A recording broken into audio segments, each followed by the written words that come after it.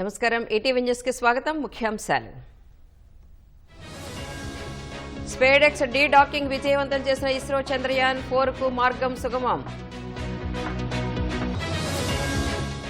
budget ప్రతిలో rupee symbol మార్చిన స్టాలిన్ సర్కార్ తమిళ అక్షరంతో భర్తీ మండిపడిన బీజేపీ